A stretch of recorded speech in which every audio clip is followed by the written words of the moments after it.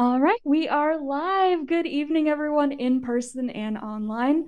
My name is Seisha, and I'm the social media manager here at Charis Books and More, which is the South's oldest independent feminist bookstore, and also of Charis Circle, which is our nonprofit programming arm. All right, just waiting for a few more people to come in. Oh no, our camera. Okay, we're back. Sorry, folks. Tonight, we are so excited to be here with Dr. Ahmad Greene-Hayes to celebrate Underworld Work, which is Black Atlantic religion making in Jim Crow New Orleans, a rethinking of African American religious history that focuses on the development and evolution of Africana spiritual traditions in Jim Crow New Orleans.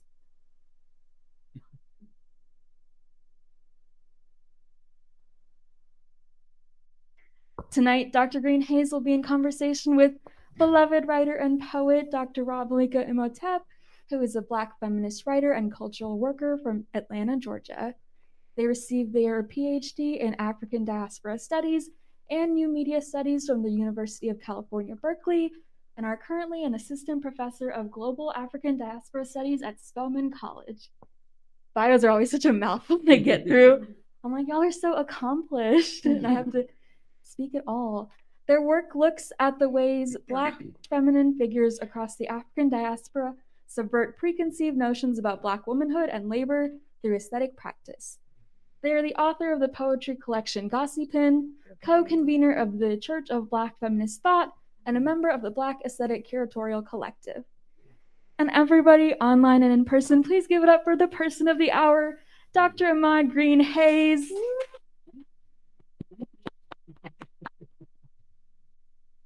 We are so excited to have you here at Charis.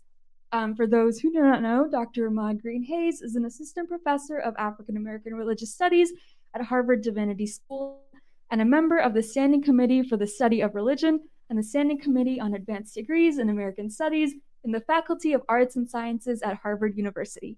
I practice that a lot. A social historian and a critical theorist, Greene-Hayes is an accomplished scholar and teacher, and his research interests include critical Black studies, Black Atlantic religions in the Americas, and race, queerness, and sexuality in the context of African American and Caribbean religious histories. And before I pass the mic on, I just wanted to remind our audience online that if you have any questions, any comments, you can leave them as you think them, and I will speak your questions during our Q&A. For our audience in person, just keep them in your head, in your heart, and you can speak them out loud during our Q&A session. And I also wanted to remind everyone in person and online that buying your books through Charis allows us to keep putting on events like this. So if you're looking to purchase Underworld Work, you can get a copy from Mumbai up front if you're in person. And if you're online, you can click that teal button. It'll direct you to our brand new website, which just launched today. And you can buy Underworld Work from us and be some of our first orders online on the new site. But I'm going to pass it on. Thank you so much. Hello, Ahmad. Hello. I'm so thrilled and excited to be here with you. I love this book, and I've loved it ever since you posted the cover online. I was like, oh my God. And I'm so excited to see where all the direction of this conversation takes us. To begin, would you read us? Yeah, absolutely. Well, thank you so much to Charis Books for hosting us tonight. And thank you all for being here. Thank you for agreeing to be in conversation with me. This has been a journey to get here. And so it's a deep honor to be in this space. This is a space I really respect and admire for all of the work that Charis has done in our community. So I'm grateful. I'm going to read an excerpt from the 4th chapter. I feel like I'm about to read scripture. The book is and if you care to read along, it's on page 124.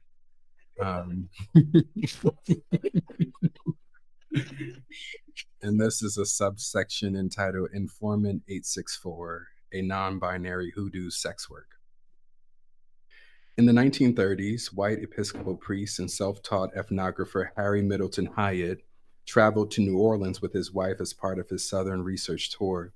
There he met many religious practitioners of hoodoo, conjure, and voodoo, and he often described these practitioners as, quote, strange world believers, end quote. They were strange for myriad reasons, queer even, one Black practitioner said to Hyatt while being interviewed at the Patterson Hotel, a frequent gathering space for African American performers and socialites, in March 1938. Quote, I'm what you call a freak. I guess you know that. They were identified as Informant 864. Their name escapes Hyatt's transcription and thus the historical record, perhaps intentionally so, as many practitioners feared legal retribution and police harassment for their practices and their spiritual businesses. In another instance, Hyatt writes, quote, I knew Informant 864 was a boy girl only because my contact man, Edward, through our local man, Mac, told me before bringing in him, her, end quote. He went on to speculate whether individuals like the informant were called, quote, boy girls because they were, quote, hermaphrodites who wore slacks and pretended to be men, or if it meant they were dress wearers, end quote. He concluded, I do not know. Hyatt also noted, quote, the belief that he, she before birth had been fixed like that by hoodoo. He further clarified, quote, God was not accused of sending the deformity as a punishment of the parents, end quote.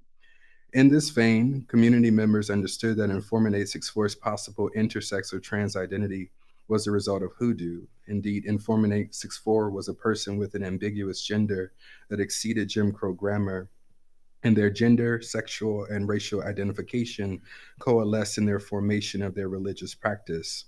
Rather than reify the inherent intersex phobia, transphobia, and ethnographic voyeurism within Hyatt's preface to their interview, I use they pronouns to recognize that we do not know how exactly they may have identified, but we do know that they existed.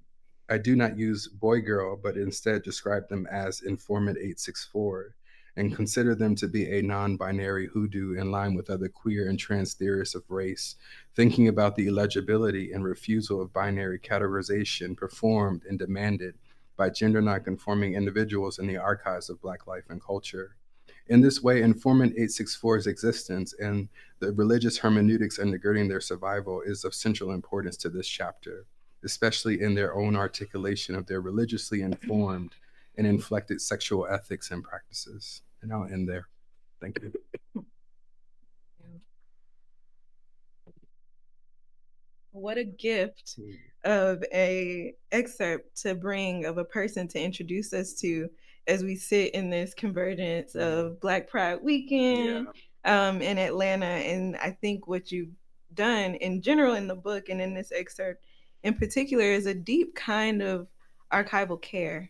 And I love the way that you articulate every step of the way of what it means to not only seek and see or find or be presented with these like folks from our lineages that are often erased, but also what it looks like to care for them in the now and in the work. It's really moving and inspiring. So I wanted to begin, also auspiciously, we are in the moment where folks are returning to and commemorating Hurricane Katrina. And I'm thinking so much about what it means to miss New Orleans, right? I'm thinking about what it means to be inspired and touched by that specific geography, that specific portal. And particularly its resonance to Black studies and Black religions. So I would love to start with just the question of, how did New Orleans find you? Yeah. Thank you for that question. And thank you for your beautiful reflection on the project and your care with which you have sat with what I've offered to us and to the field. And so I'm grateful for that. New Orleans, I really stumbled upon New Orleans, not as a place, but as a point of study, to clarify. And much of that stumbling occurred because I was interested in following in the footsteps of Zora Neale Hurston, not just as a Black feminist writer, literary genius, but thinking about her as an ethnographer and in particular as a scholar of Black religion. And my interest in Hurston was personal, but also deeply attached to a kind of historiographical impasse that I noticed in the field of African American religious history, whereby there has been for a long time an interest in the urban North. And most times when people are interested in the South, historiographically, it's in the era of slavery or in during the civil rights movement. And you get this sense that all Black folks migrated to the North and out West during the era of the Great Migration. And we know that that's just not the case, right? That there are people who remain in the South. There are people who are moving to the South from the North, from the West. There are also people moving to the South from the Caribbean and Latin America. And so there was a question for me just thinking about the footnotes and citational practice in the field of African American religious history. And I noticed a curious absence of Hurston's ethnographic field work in many of the assertions of predominantly male historians of religion from the early 20th century, well into, I would say, at least the 70s and the 80s. And we have womanists and Black feminists to thank for the recovery, right, of Hurston's literary archive. I think there has been less attention even to her Africana religious studies archive. And so I wanted to think about Hurston, this daughter of the South, who is born in Alabama. Her family migrates to Florida when she's very young. She's the daughter of an Eatonville Baptist preacher. Why is it and how is it that this Black Southern girl who becomes a woman is deeply interested, not just in culture, but in religion? And not just Black religion that is equal to Black church, but Black religion that is diverse and multifaceted, that is diasporic, right? So she's moving all throughout the Caribbean, she's moving throughout Latin America. And as I begin to trace her footsteps, I noticed that scholars have, thought about her with regard to Haiti, with regard to Jamaica. And there was a curious absence again with her with regard to New Orleans. But New Orleans was actually one of the first sites that she goes to once she leaves Harlem, right? So she leaves Columbia, she goes there on a fellowship, and she spends all of this time in the city. And as I began to sit with her field notes, I was just so captivated by the care with which she engaged with individuals I refer to as archival ancestors. And there were these moments in her notes where she talked about there being things that were too sacred to be written in notes to be sent up north, right? So she's signifying and signaling that there was something about the place, New Orleans, the city of the dead, right? Where the dead are quite literally buried above ground, always with and among the living. It was something about this city that transformed her. And I wanted to take note of that. And then as I sat with her, I started to commune with all the people she communed with. And so she spent 2 weeks with Mother Catherine Seals, right? She's walking the streets. She's in Algiers being immersed and initiated into Vodou and Hoodoo communities. She's visiting the spiritualist and the holiness churches, right? She's going to the Baptist churches. So she's all over the place. And in that being all over the place, we get the capaciousness of Black religion in the early 20th century. And so in some ways, I have Hurston to thank for calling me to pay attention to her, but also to pay attention to this city that gets overlooked even as it is consistently exploited, right, for entertainment and touristic economic gain, right? And so I think in this moment, as your question points us to thinking about Katrina, there have been several documentaries of late that have come out on this anniversary. And I just keep thinking about how the government failed the people of the city, and how there is no remuneration, no repentance, no real reckoning with that harm, and how so many stories have been lost with the flood. But we have people like Hurston and those who have come later, right? Hurstonians, as I think of them, who call us to remember the people that the government and the state want us to forget. Yes.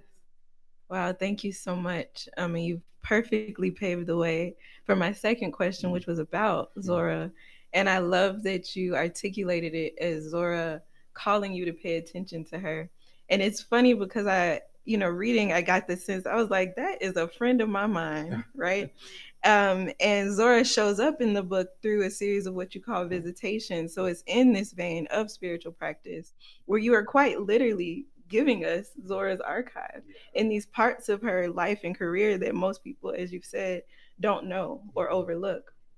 And I have vivid memories of being like, oh, I really thought I was going to do this work without Zora Neale Hurston. Like, what did I think I was doing here? I'm sitting in the upper ninth ward talking about Black stuff, and I ain't thought about Zora. And I know like many scholars, Black queer scholars, who had similar moments of reckoning.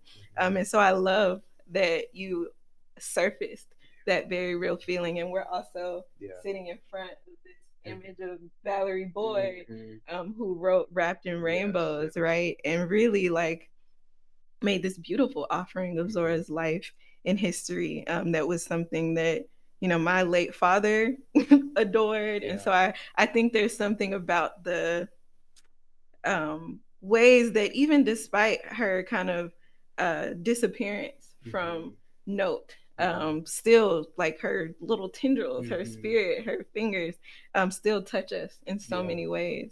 One of the things you include is the letter she wrote to W.E.B. Du Bois.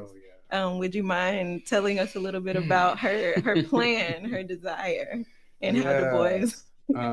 You know, it's interesting. That letter initially was going to be the way I ended the book, and thank God for reviewer number one, who was like, "You're burying the lead. You need to like bring this to the fore." And actually, that whoever you are out there, like, it helped me conceptualize the project.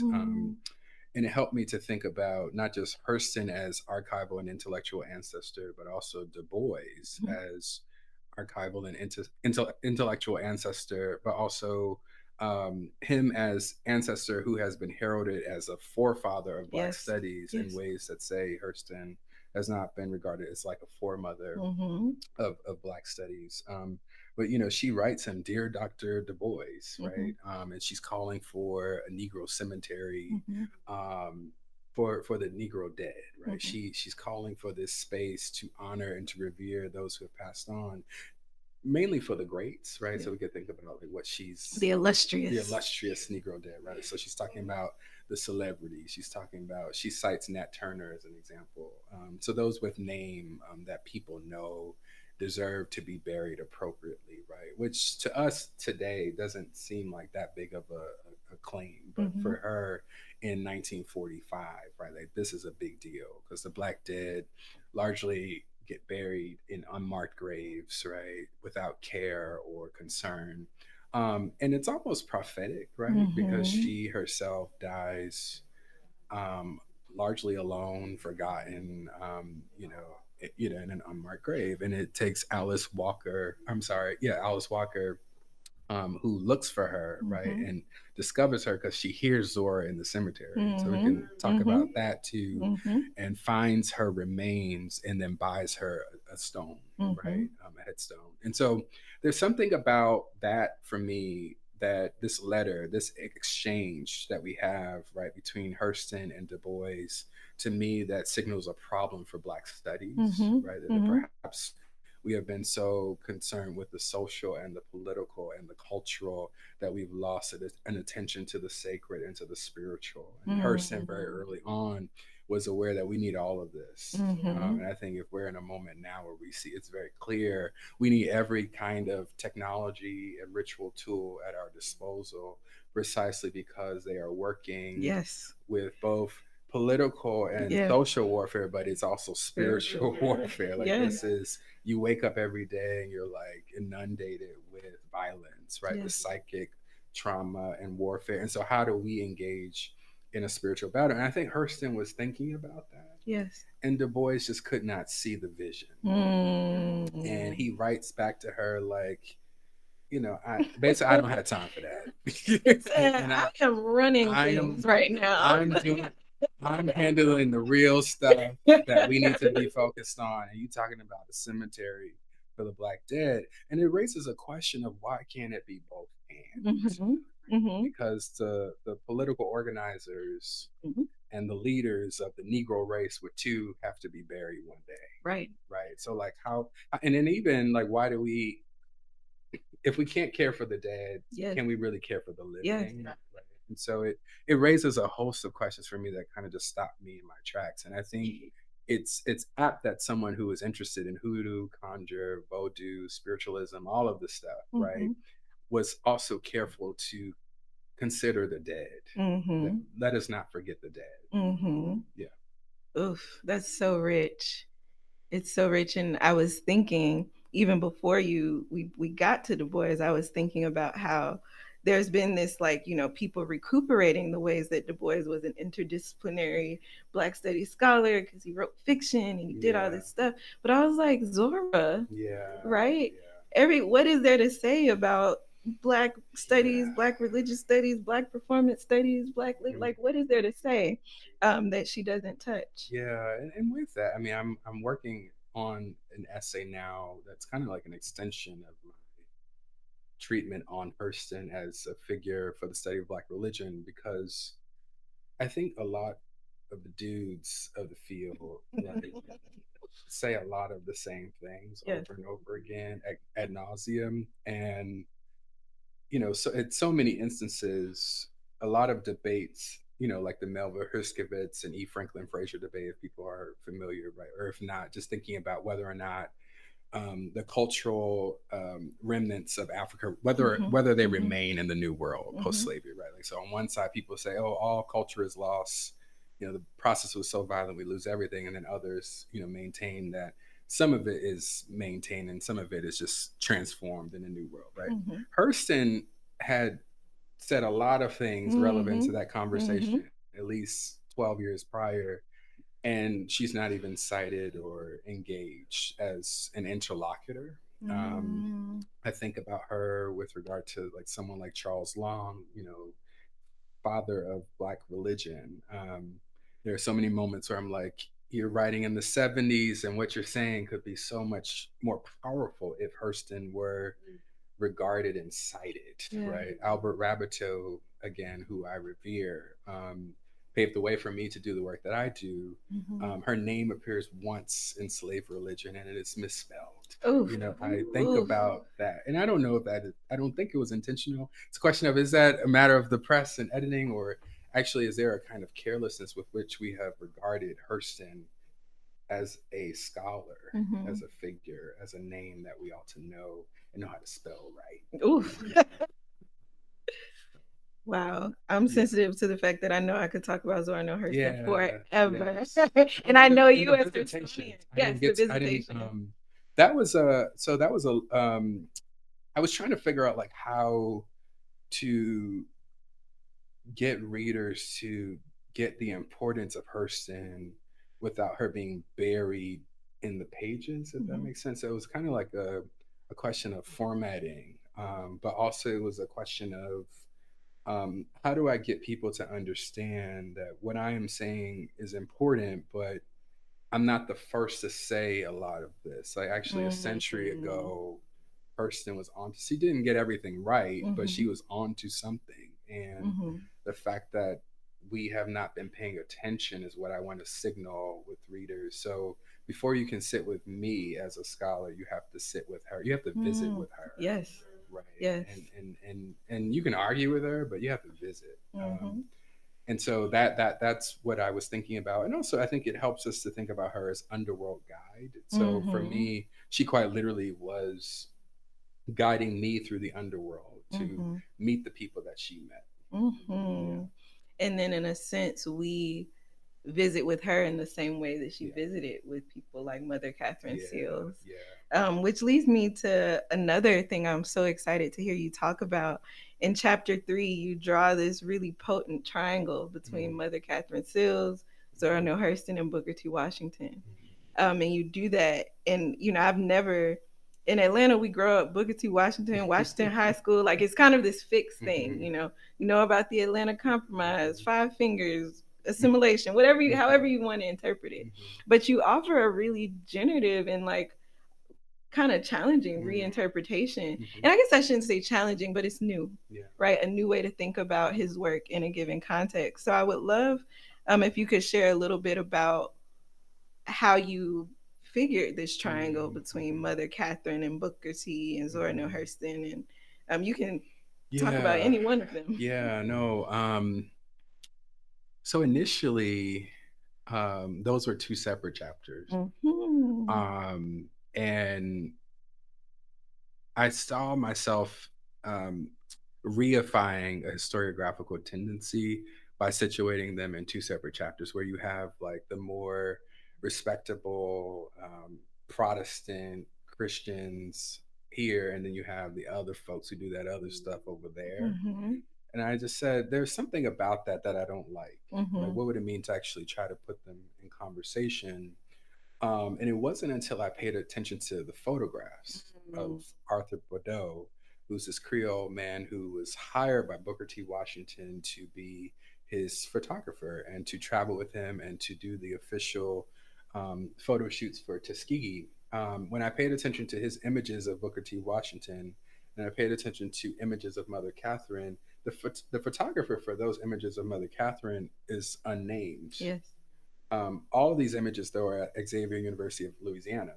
And as I started to just look at the styling, I said, these are Bordeaux's photographs. He just hasn't been, recognized as the author. And then I went back and forth with the archivist, and they were like, "We think you're right. Like, he's the photographer." Just paying attention to stylistic resemblances. And in the process, I said, okay, if Bordeaux thought it important to capture both Booker T. Washington, his industrial enterprise, and also Mother Catherine's industrial enterprise, that's worth paying attention to. And then as I started to sit with Washington's rhetoric about race and religion, he's very critical of people like Mother Catherine Sills, right? He's anti, quote, Negro cult.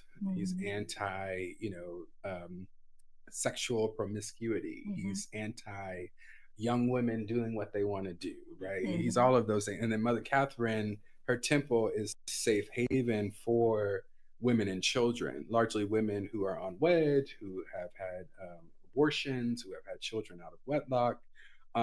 And Washington is so critical. He cannot understand, right, why create this safe haven or this den of sinners. And Mother Catherine has a lot to say about people like Washington, right? She's clear that they are doing the works of this world, is how she describes them. And so I was like, let's actually think about this triangle that is emerging. Hurston also is a fan of Booker T. Washington, really complicated, right? She's a fan of him. And she's a fan of Mother Catherine. So she saw value in what both of them offered. I think in the process of trying to interpret Washington's contributions, I was forced to more compassionately read him and Tuskegee. I actually think the Atlanta Compromise has overshadowed his contributions to Black life and culture so much, though, that people actually don't know what Washington really believed. And it was quite simple. He said we must learn to mobilize the head and the heart, in that you have to be able to work with your hands in this society that will not give the Negro anything, right? And so if I can teach people trade, I can give them avenues to accrue capital for themselves, that is doing something in the service of the race, right? And for Mother Catherine, she's also doing a similar kind of organizing. So it's less of putting them in competition with each other. It's more to suggest that in the early 20th century, Black folks are experimenting. Yes. And trying to figure out what's going to work. And what we see is that a lot of things don't work for the bulk of the race. A lot of things work for a select few of the race. Mother Catherine was less interested in that model. She wanted something that created space for all Black people. Yeah. Wow. So many thoughts racing through my mind. But it's such a generative, again, like reorienting. And one of the things you do in your reading of Booker T. Washington and throughout the whole book, I think sometimes we take for granted that it was Christianity and Christian principles that were underwriting some of these like ideas about what advancement and upward mobility look like. Sure. And we kind of like, oh, okay, like of course it was Christian, right? But by thinking about Booker T. Washington as a religion maker, you show us that like that was a choice, that was intention. Yeah. And I think too, he's Christian, he's Protestant, right? He goes to seminary. A lot of people know Booker T. Washington went to Wayland Seminary. He was training at one point to be a minister, eventually converted to being trained to be a teacher, and then that's what leads him as he organizes with white philanthropists to found Tuskegee. Um, and, he is very clear that he, is Christian, but he fails to adhere to the doctrines and the tenets of Uh-huh.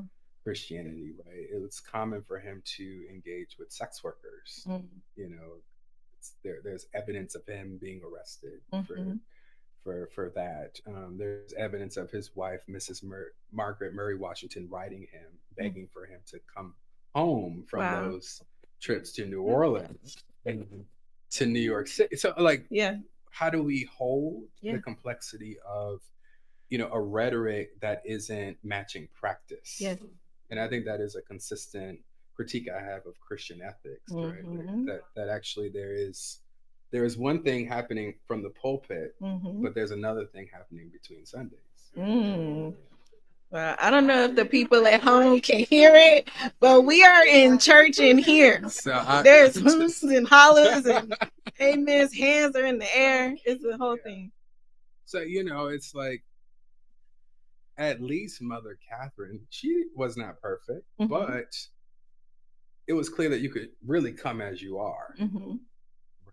and you could operate in the full expression of your complexity. And I think the Mm-hmm. what if spaces were avenues for that. Someone I don't talk a lot about when I am talking about the book is Mariah Butler. Mm-hmm. She appears in chapter 4. She is a Baptist woman who doesn't go to church anymore because she um, was just fed up with church people. And her husband was a sinner man who was also a church man, who treated her terribly. And she said that every time she would go to church, the preachers who had wives would, be approaching her inappropriately. And so she just decided ultimately that she was just going to worship her God in her house. Mm-hmm. Mm-hmm. And in the process, she also decided that she was going to play the lottery. She was going to cuss because she thought she deserved to cuss. And, she really adapts this entire new model of what Christianity could look like for her. Mm-hmm. And I find it interesting that in the interviews with her, and this is in the 40s, to be clear, 1940s, she talks about how she receives dreams and visions. Mm-hmm. And so her home becomes another space for her to exercise her religious practice. And she doesn't see the church as a viable option anymore because of the lack of ethics inside of the church. And so when people demonize hoodoo and other esoteric practices, it just raises a host of questions for me about, like, why isn't it the same energy for unethical practices inside of churches? Absolutely. I thought as you were talking about this archival ancestor, very Suge Avery, right? Yeah. Like very Suge Avery. Yes. I feel like I would be remiss to not give you the opportunity to talk a little bit about how this work, how underworld work as a concept, is in relationship to different ideas about emancipation and freedom, and how there's a passage that I didn't turn to before I started talking, but about how for many of these religion makers, it wasn't about freedom or a sense that things like felt good or they achieved liberation, but it was about something otherwise. Yeah. The term underworld and underworld work come directly from the archive. And so it's not a term or a concept that I invented. And so I really do give honor to the archival ancestors who left that behind, right? And so they describe their practices as underworld work. They describe themselves as being circumscribed to the underworld. And they see that as a process that unfolds because of the development of Jim Crow social order, right, in the afterlife of emancipation. And so Jim Crow is a ordering apparatus that structures how they move, how they live, how they breathe, every facet of your being is being hyper police surveilled. And so religious gathering is a really contested site in New Orleans. And so as early as the 1850s, you have all of these police raids of voodoo ceremonies. By 1897, there is a legal edict that the mayor issues criminalizing um, voodoo, hoodoo, and conjure, or people who might be found holding material elements that might resemble, right, that of conjurers and spiritualists and so on. So if you have an amulet, or you have a certain kind of Bible, or you have rosaries that are used in the service of things outside of the Catholic Church, one could be policed and incarcerated. And so that is the context whereby they are organizing themselves. So when they talk about the underworld and underworld work, they view religious practice and religious belief as a way to circumnavigate Jim Crow order. And so for them, you can use various rituals, various practices to keep the law away from your door, right, as they say, right? And so to me, that suggests that even as this world has its ordering apparatus, there are other worlds where Black people commune and traverse. It doesn't mean that the world in which we are in doesn't affect our everyday reality. It means that it doesn't have the total say over Black viability. And this is like a really hard conversation to navigate, I think, for people in Black studies today. It's really hard, and and and it's hard. It's interesting that it's hard today because these are folks who actually lived in contexts that are far worse than our own. Things are hard now, don't get me wrong, but things were far worse then. Like the lynch mob is outside of the revival, right? The lynch mob is outside of your house church. The police can barge in and just arrest you because you are praying to a God they do not know. Right? And that still happens today, to be clear. Practitioners of Orisha devotion all throughout the diaspora that face criminalization. But there's something about Black studies today that doesn't allow us to sit in the space of, in the gray and messy space. Yes. Where, yes, state violence does feel totalizing. Yes. But for some people, it isn't totalizing because they have access to different kind of grammar and vocabulary, different ritual technologies. Yes. That move them between spaces, right? Or there are seers and prophets who know when the police are coming. I think about Sinners, the film. Annie, root worker. Without her, there is no film, and it's because of her spiritual sight, right, that things aren't far worse. They were bad, but they could have been way worse if she didn't have. And actually, things could have gone a different way if they had listened earlier. And so, but there's something about those who have certain kinds of giftings. That has been a prized element in Africana life culture, and I want us to get back to revering that. But I think in order for us to revere that, we also have to be honest about those who are gifted have also caused harm. And so it's like a both and. But it's a both and that our lives depend on. I think the moment is so clear to me that we cannot proceed if we don't have all the tools that we need in our toolbox.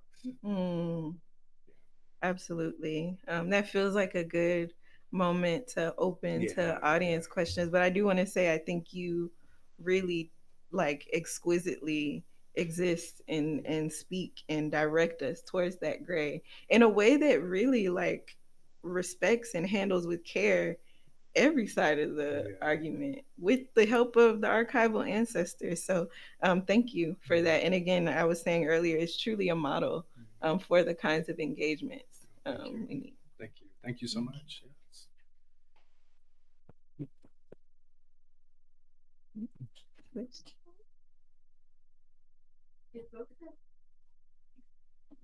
If folks have questions in person, it would be helpful if you could raise your hand so I could hand you this mic because the people online can hear through this mic. We don't have any questions online yet, but Jada did say that this book is so, so important to their work. And Miyuki said, incredible, love this dialogue so much. So, folks have questions? Is this going okay? I have a question about possibility, or just like vision. What does or what could a space where we have all of the tools that you speak to, what does that space look like, feel like for you? And how do you see the realm of study that you do and your methodologies informing that space? Yeah. Where should we look? Where should folks look? Where should folks go? Who should we be speaking with? Who should we be speaking to?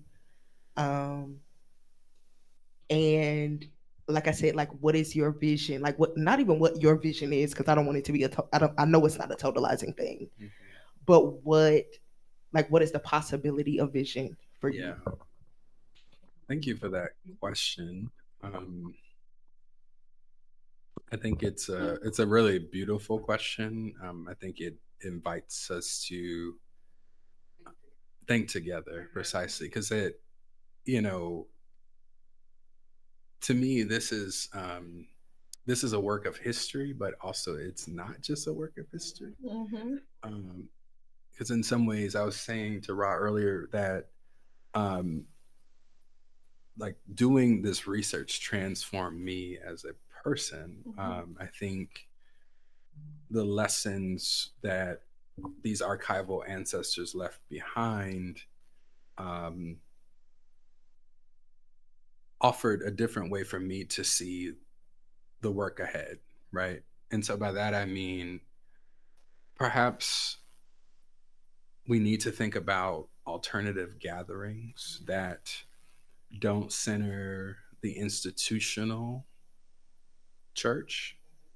I think a lot of people have already jumped ship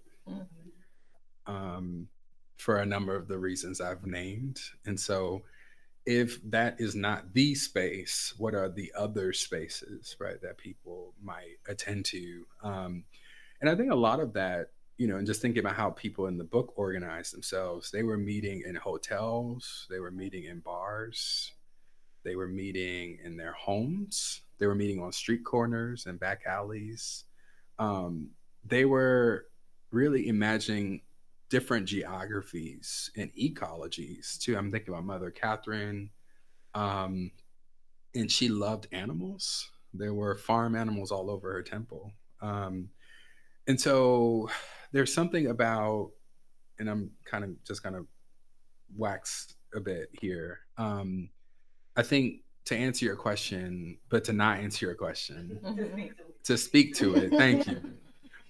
I think what I'm feeling or sensing in my spirit, right, is that, yes, okay, is that is that we have to really become one with the earth and the land and the animals too. Everybody. And so Mother Catherine was really on to something that, we gotta know the land that we're on and whose land it was. We gotta know how to use and work with the land, be good stewards of it. We have to know how to commune and talk to animals and treat them right. And then we have to know how to treat each other right. And so like that kind of communal ethic to me, it sounds simple, but it's really hard work. And I think it's increasingly hard as we are in these cities that are being industrialized, gentrified, right? Capitally exploited, militarized. Like I was just thinking, like coming down south from up north, there's a lot more green down here in Atlanta. Atlanta's really blessed. Yes. Hello. Yes. But like there's something about seeing more trees and more grass. Like you're in these cities where it's just all these buildings and you don't know your neighbors. Like, how do we get back to like neighborliness? Because even the people in the book, like many of them were meeting in the same buildings. Your meeting might be at 11 and ours is at 3, but we're going to cross paths and talk. Or the UNIA, like in chapter 5, they realized that the church folks were meeting, at the 11 o'clock hour. So they decided we're going to have our meetings at 3 p.m.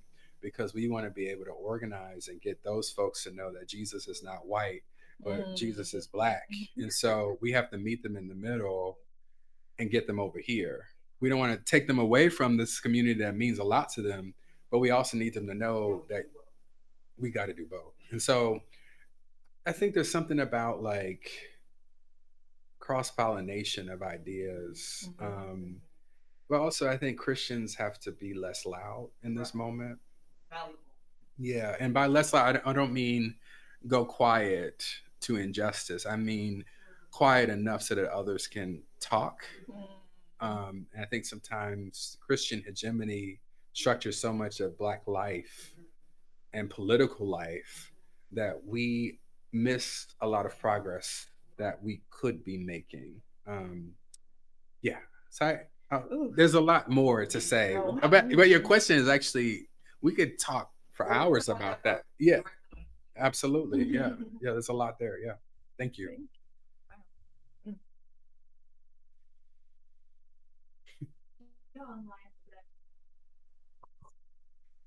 Jade Online said, "This is why I'm building hoodoo gathering spaces and healing circles for former church kids."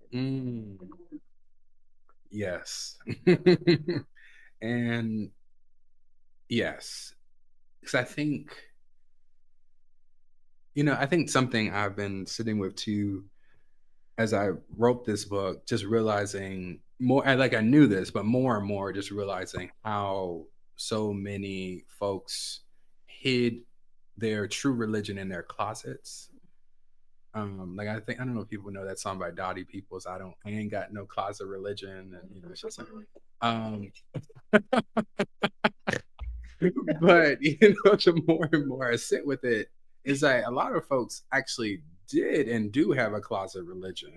And it grieves me to think about that. And so, and a lot of that has to do with state violence and terror. But I think the reality to think about together is that whether you practice it openly or in the closet, the state is still after us. And so I think in this moment, how do we protect and preserve our traditions and practices while also doing the work we need to do to stay alive? And so I think that's going to require some hard conversations, and for folks to be okay with leaving communities that are harmful. Mm. Mm.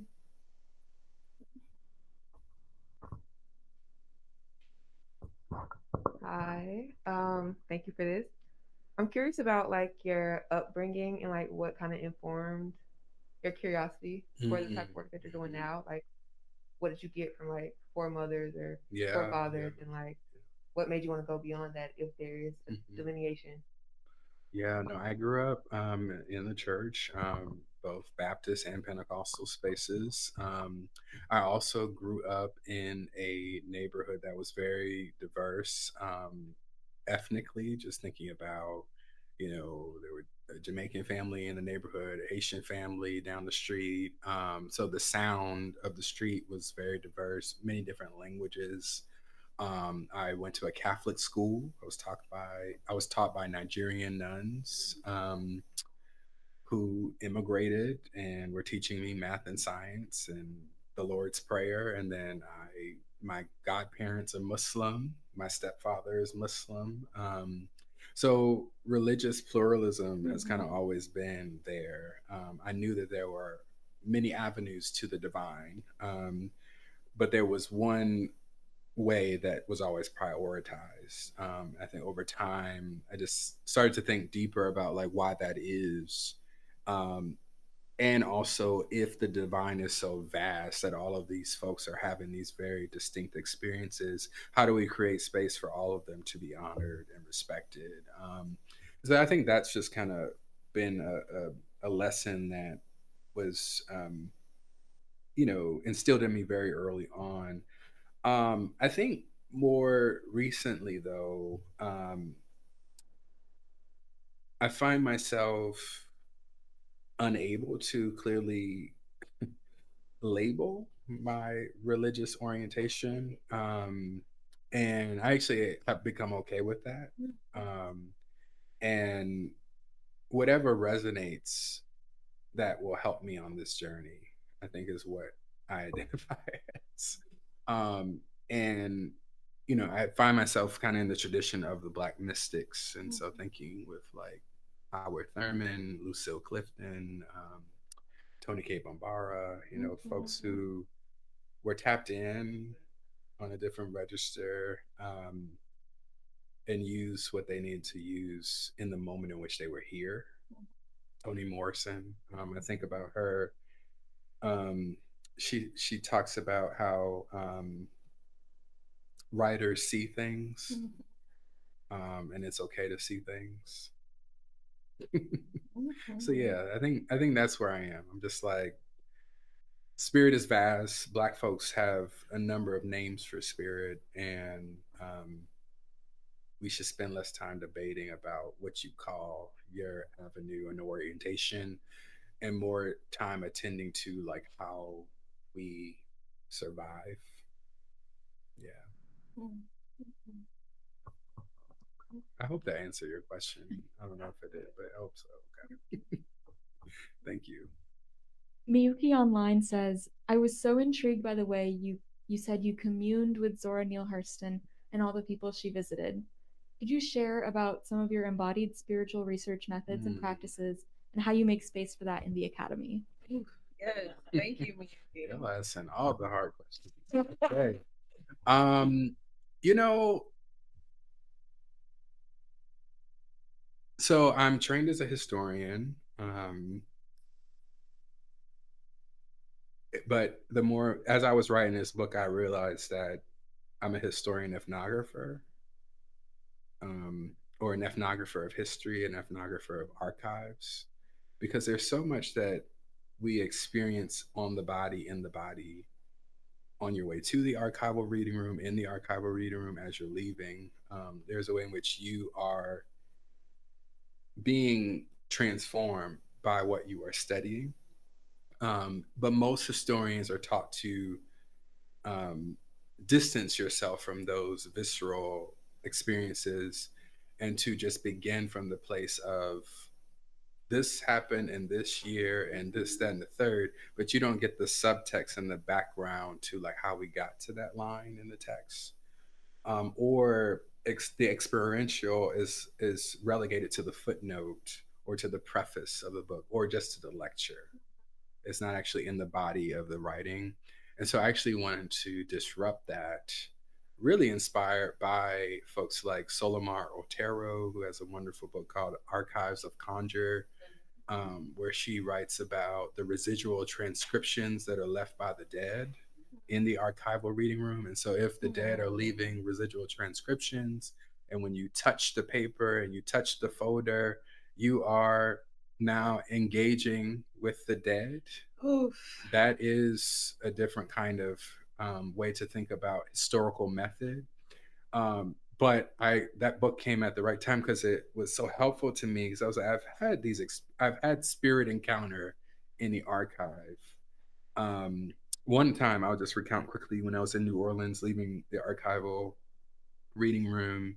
I think I was at the Historic New Orleans Collection. I was walking down the street, and I just began to smell sage as I was leaving the space. And this black couple come out of their shop, and the woman asked for consent first. She said, "Hey, is it okay if I talk to you about what I'm sensing? I'm just minding my business walking down the street." But I felt safe, and so I said, "Okay, yeah, sure." And so she said, "Well, why don't you come in?" So I come in the shop, beautiful shop, and she says, "Have you been studying?" I said, "Yes, yeah, I'm working on this project." And then she said, "Well, what are your spiritual practices when you're going and when you're leaving?" She said, "I see that you have a heaviness on you." And I had just finished reading this really horrific file, about these lynchings. And she said, "You have to adapt a spiritual practice to cleanse yourself when you are leaving the archival reading room. And that for me intensified the idea that like there's something spiritual about the work of working with the dead, not just as a mortician does, but as a historian does, as a Black historian does. We're caring for our dead and the telling of their narratives. That is a sacred work. And so I've embraced that the sacred and the spirit do matter, in the telling of our stories. And I think Hurston also believed that, in 1931, in her article Hoodoo in America, she talks about how the Negro dead matter a great deal, for our study, for our intention. And so, if that be the case, right, I think we are called to this work. I don't think we necessarily always choose it. Oof, yeah. And so, yeah, it's a it's a call, it's a vocation, and so I'm grateful to be called to do this work. Mm, mm. Yeah, thank you. We've got another question online, and then we do have time for anyone in person if you've got another question after that. But Mark says dynamite discussion, first of all, and then asks regarding the Black Underground, masking practices as a means to obscure prohibited African derived religious traditions were very much rooted in a Black underground politics. At the same time, West and Central African spiritual cosmologies draw spiritual power from planes often thought of a metaphysical underground. Curious if you have any thoughts of how registers of Black undergrounds predate Jim Crow. Yeah, that's a really wonderful question. Oh, yeah. Masking the multivalent meanings of Black religion, African indigenous religion. Our religions do not begin here, did not begin in slavery.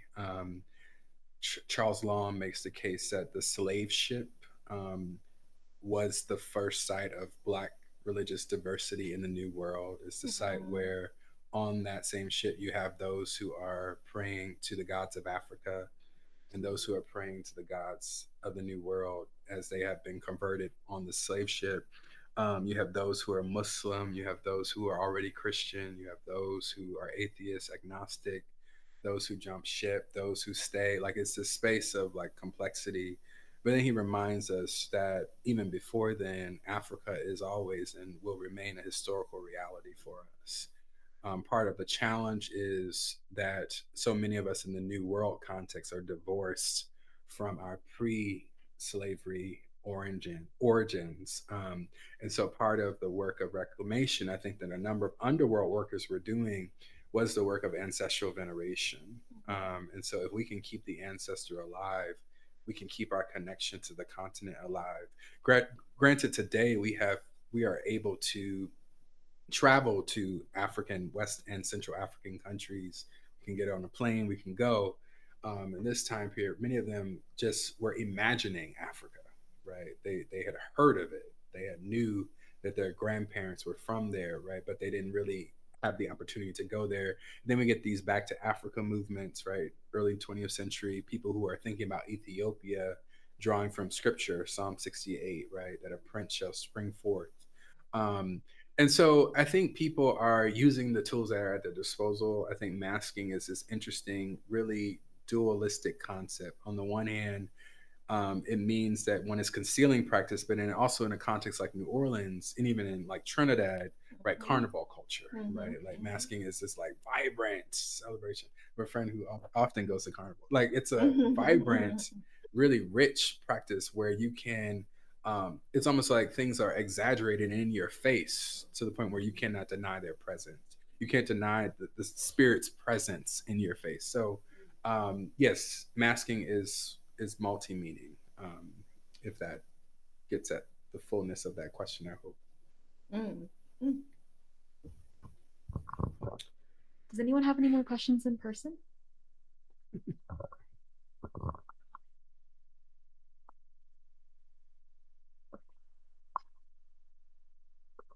So I will be honest that I'm still trying to work through exactly what my question is, but I'm thinking through some of the things that you've said in regard to Christian ethics, how that's bearing out or not being bore out in the Black Christian church in particular.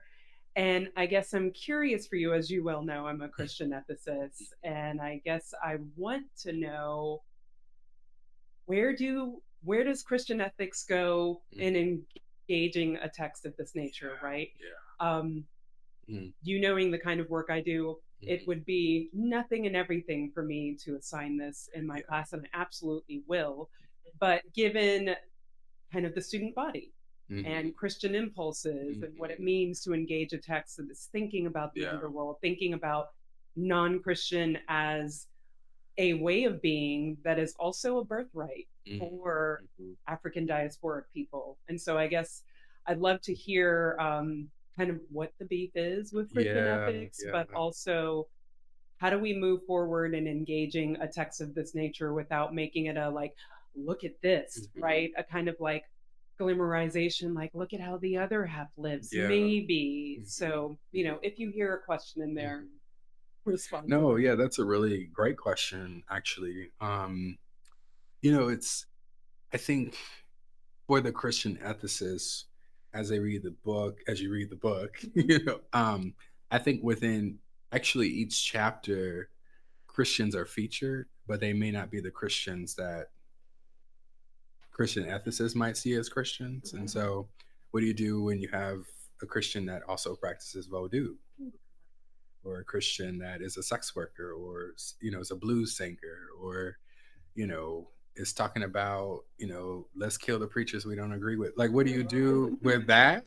And I think this is a book full of Christians who put the contradictions of Christianity right into Christians' faces.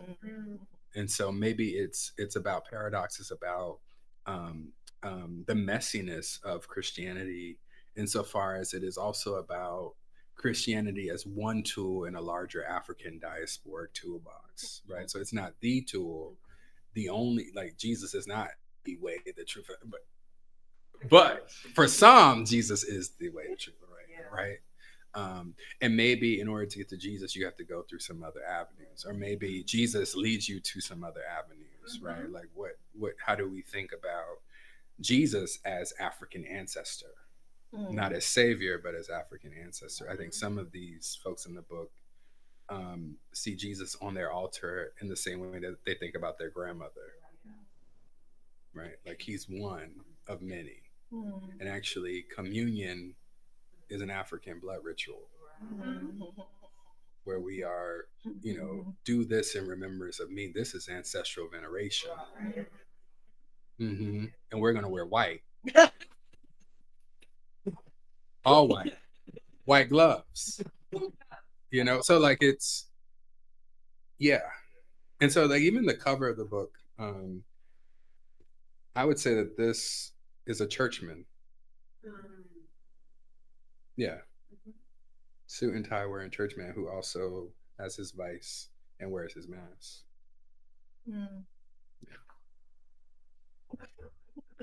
Wow. And a lot of the deacons and church mothers you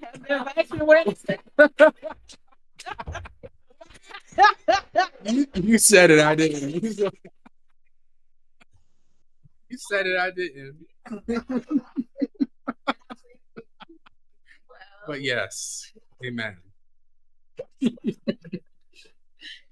hope that answer. And you know, also I think, you know, my hope too for the study of Black religion is that there's more conversation across subfields. I think like historians, ethnographers, ethicists, theologians should be doing more talking.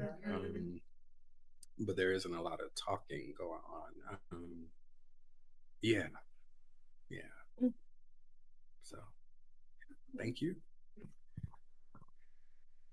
Okay, if that is our last question, then we'll go ahead and conclude. Thank you all. Thank you both so much for coming for this incredible discussion. And also something interesting to point out, I don't know if y'all can see it online or if you saw it in person, there's been safely behind the glass. Oh, Yes. Yes. I was like, wow. Anansi. It's here with us, weaving. Anansi, yes. It's the biggest, most beautiful web I've ever seen going on right behind you this whole time.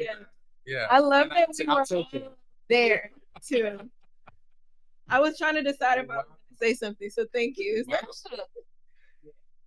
It was just too cool. I had to point it out the whole time, and it's just gotten bigger and more intricate the whole time.